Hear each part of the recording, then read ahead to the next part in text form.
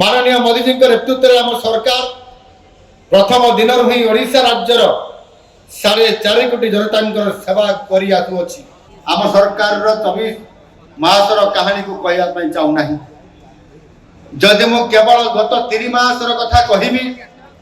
ताहले आमे 3टी गुरुत्वपूर्ण निष्पत्ति नैछु ताहा मध्ये आपण माने समस्त प्रचार करिवारे प्रसार करिवारे निश्चित भाव रे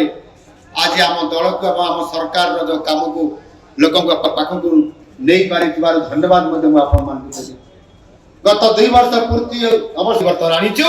केजी रु पीजी पर्यंत देय मुक्त ये सारा देश रे प्रथम स्थान अधिकार करिछि ओडिशा